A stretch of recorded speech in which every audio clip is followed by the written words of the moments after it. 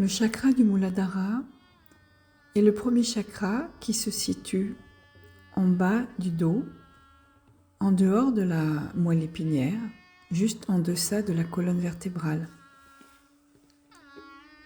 Le mot Muladhara vient de deux mots sanskrits, Mula, la racine, et Adhara, le support. Donc le chakra du Muladhara soutient la racine de notre système subtil. Et en fait, la racine de ce système subtil, c'est l'énergie Kundalini, qui se trouve juste au-dessus du chakra.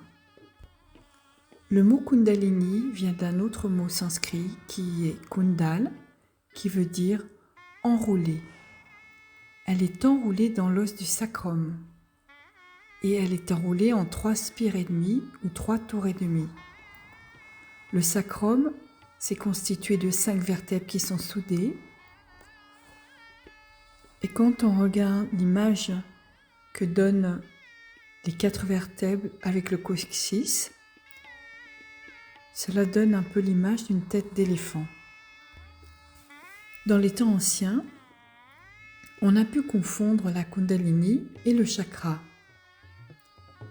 C'est pour ça que certains sages, durant leur méditation, ont cru que la Kundalini était la trompe de Sri Ganesha, la déité qui réside au centre du chakra. Il a fallu attendre Shri Mataji pour avoir une description détaillée de ce qu'est la Kundalini et bien comprendre que les deux ne sont pas situés au même endroit et n'ont pas les mêmes fonctions.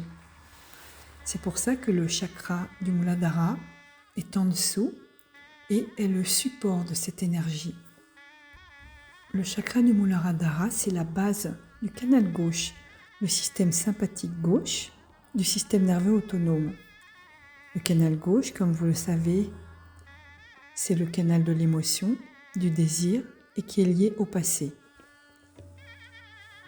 Le chakra du Muladhara fournit de l'énergie à la partie inférieure du corps. Il correspond au plexus pelvien, ou bien on dit en français hypogastrique inférieur. La Kundalini, elle, passe par le canal central au système parasympathique. Donc elle s'élance à partir du sacrum et remonte au-dessus de la tête. Elle vient dans la zone limbique et après transperce la fontanelle pour nous donner la réalisation. On peut retrouver le chakra du Muladhara sur différentes parties du corps, à l'arrière de la tête, qu'on appelle le Bhakagya, au niveau de la paume des mains, à la base des paumes, sur les 2 mains, et sur les pieds, sur les 2 pieds, au talon. La Kundalini, elle, une fois qu'elle est éveillée, va dans tous les chakras pour les nettoyer. C'est une énergie qui transcende la pesanteur puisqu'elle va vers le haut et nous relie à l'énergie divine. C'est une énergie vivante, en action. Tous les chakras ont un rôle subtil dans notre organisme et gèrent différents organes au niveau subtil. Par exemple, le rectum, la vessie, la prostate chez les hommes, l'utérus chez les femmes, les organes de l'excrétion et une partie. Ce chakra correspond aussi à des qualités. Bien sûr, l'innocence, qui est la base de notre yoga, l'équilibre émotionnel et mental, la spontanéité, la joie, la pureté, mais aussi la sagesse, l'humilité, la mémoire et l'intelligence. Et comme l'élément principal de ce chakra est la terre, il nous aide à être en harmonie avec la nature et à nous tenir à l'écart des modes de vie artificiels. Bien sûr, la méditation, c'est la base, mais aussi les bains de pieds. Or, comme ce chakra est situé sous la Kundalini, il n'est pas nettoyé par la Kundalini.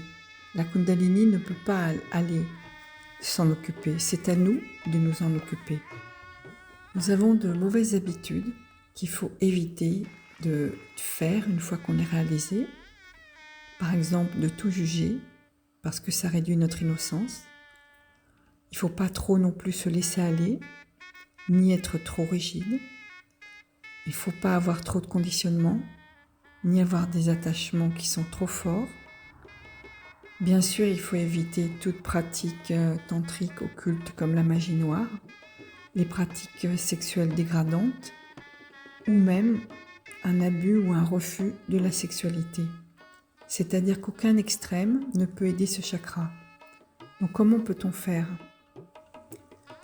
Il faut essayer au plus possible d'être présent. C'est comme ça que notre spontanéité se développe.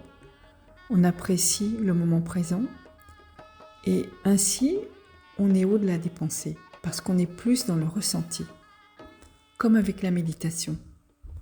Si on a aussi des difficultés, il faut entrer le plus souvent en contact avec la terre-mère. S'asseoir par terre sur l'herbe pour méditer, marcher pieds nus sur le sol, regarder le sol quand on marche dans la rue pour stabiliser son regard et ne pas croiser le regard des autres personnes, et regarder la nature, les arbres, les fleurs, le vert des arbres aussi peut nous nettoyer ce chakra. Comme c'est le départ du canal gauche, toutes les techniques pour nettoyer le canal gauche sont bénéfiques. Par exemple, méditer avec une bougie. On allume la bougie, on la met devant la main gauche et la main droite est sur le sol ou vers le sol. Il faut être sincère avec soi-même avant tout et être clair vis-à-vis de ses désirs. Trouver la sagesse en se demandant quel est mon problème ? Pourquoi est-ce que je fais cela ? Et attendre les résultats que l'intuition peut nous donner en méditation, par exemple. Pour le bain de pied, on préférera de l'eau plutôt chaude et salée.